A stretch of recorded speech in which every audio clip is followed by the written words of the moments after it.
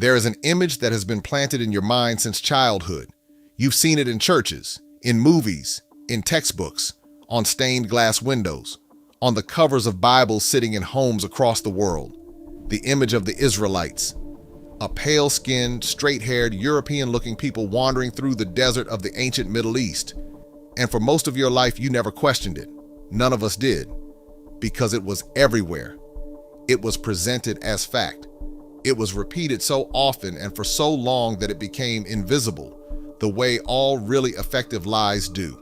But history says different. The archaeology says different. The ancient artwork says different. The genetic studies say different. The Roman records say different. And the Bible itself says different. Today, I'm going to walk you through the actual evidence, not opinions, not theories, not theology, the physical, documented, peer-reviewed evidence of what the ancient Israelites really looked like. And by the end of this video, you're going to have to make a decision about what you do with that knowledge. I've started a WhatsApp channel where I share content that gets suppressed on YouTube, deeper dives into exactly this kind of hidden history. The link is in the pinned comment below. Join now, and let's get into this.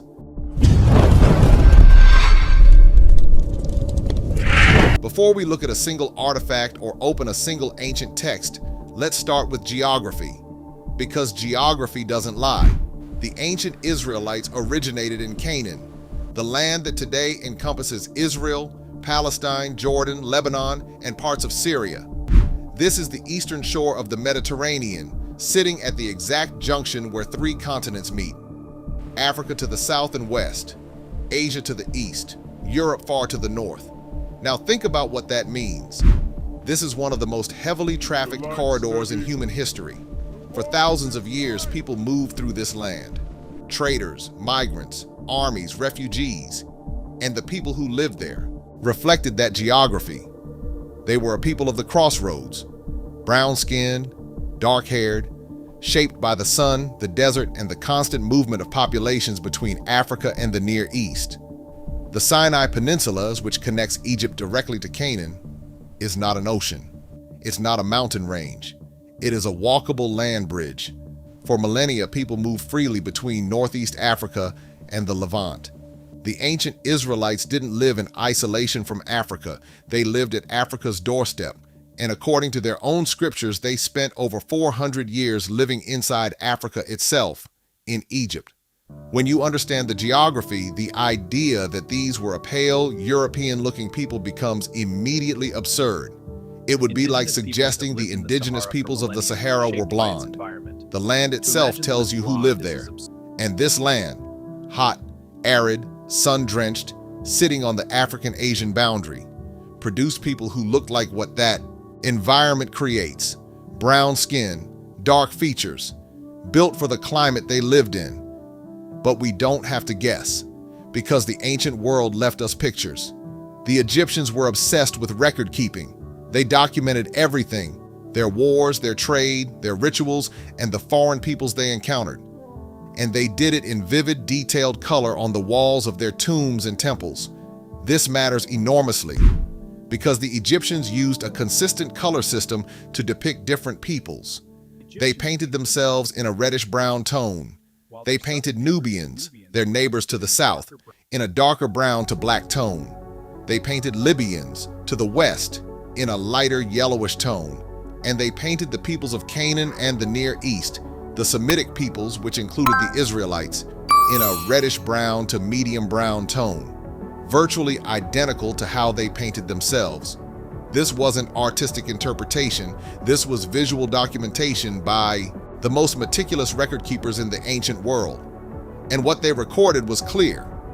The Semitic peoples of Canaan, the ancestors of the Israelites, were brown-skinned people whose appearance was closer to the Egyptians themselves than to any population in Europe.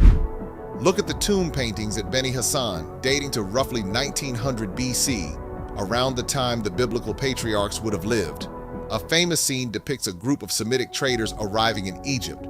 They are shown with medium to dark brown skin, dark hair, and dark beards. Their clothing and features mark them as foreigners, but their skin tone does not dramatically distinguish them from the Egyptians around them. This is physical evidence.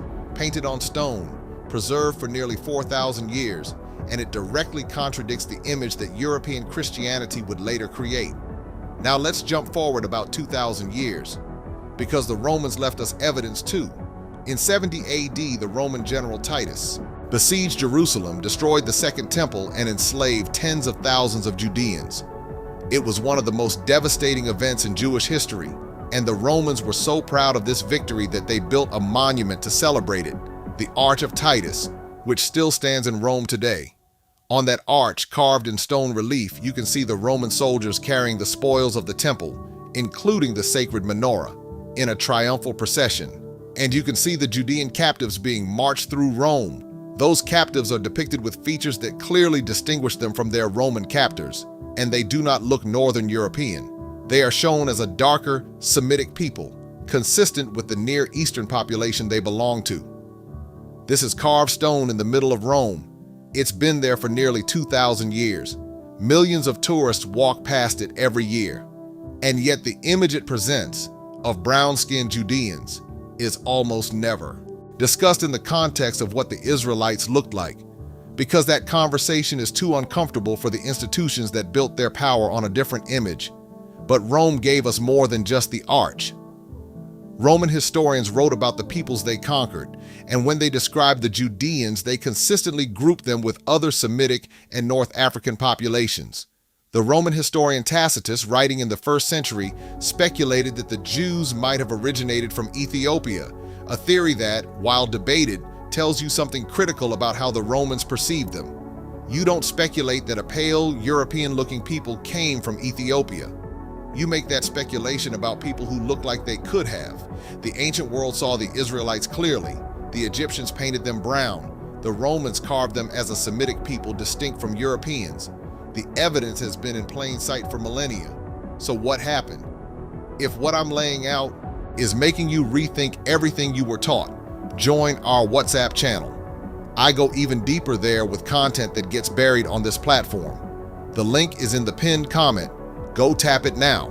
Now let's go to the text that both sides claim as their own, the Bible. Because the Bible, when you actually read it carefully, tells on itself. Start with Moses, the man who led the Israelites out of Egypt. According to the book of Exodus, Moses was born to an Israelite family, but raised in the Egyptian royal household. He grew up as an Egyptian prince. He dressed like an Egyptian. He spoke like an Egyptian. And when he fled Egypt and arrived in the land of Midian, Exodus chapter 2, verse 19, the local women described him to their father as an Egyptian, not a foreigner from a distant land, an Egyptian. He was indistinguishable from the people of Northeast Africa. What does that tell you about what Moses looked like?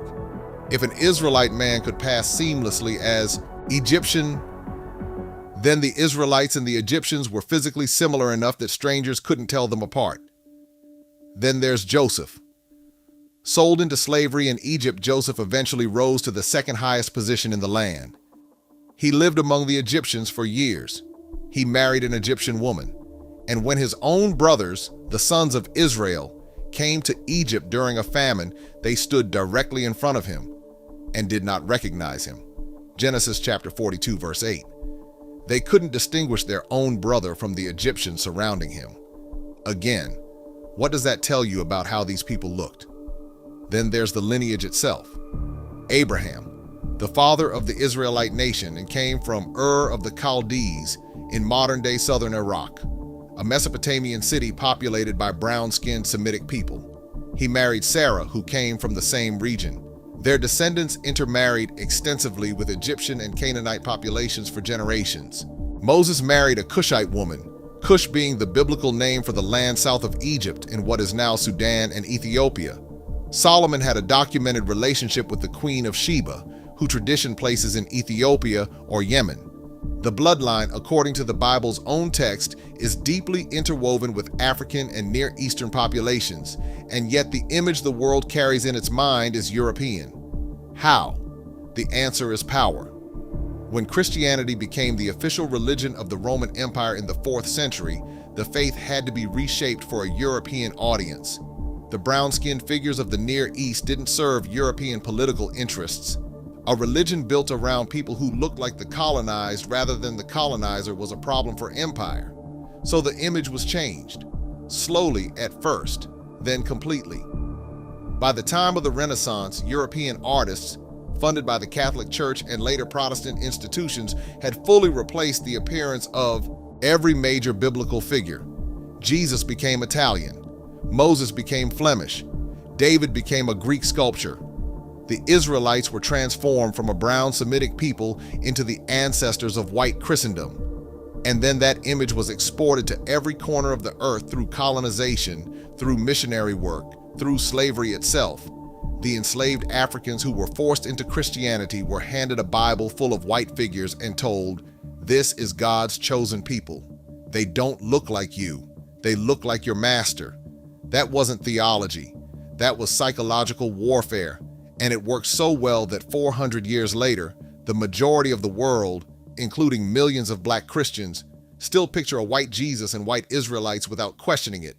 But the evidence was always there, on the walls of Egyptian tombs, on the Arch of Titus, in the geography of the land, in the text of the Bible itself. It was never hidden. It was just ignored, because the truth didn't serve the people who controlled the narrative. So who were the Israelites? They were a brown-skinned, dark-haired Semitic people who lived at the crossroads of Africa and Asia. They spent 4 centuries in Egypt and were indistinguishable from Egyptians. Their bloodline intertwined with Cushite, Canaanite, and Mesopotamian populations. The Egyptians painted them brown. The Romans carved them as a Near Eastern people. And their own scriptures describe them blending seamlessly into African societies. That's not theology. That's not Afrocentrism. That's not a movement or an agenda. That is what the physical evidence, the tombs, the carvings, the genetic studies, the ancient texts tells us. The image that replaced this truth was created by European power for European purposes. It was designed to make whiteness divine and to sever the connection between the biblical narrative and the African and Near Eastern people who actually lived it. And now you know. What you do with this knowledge is up to you, but you can never say you didn't know, because the evidence has been sitting in museums, carved in stone, painted on walls, and written in the very book they handed you this entire time. Share this video. Send it to someone who needs to see it. Send it to someone who's never questioned the image they grew up with. Because this truth doesn't belong to me. It belongs to all of us. Subscribe. Hit the like. Drop a comment and tell me, when did you first start questioning the image?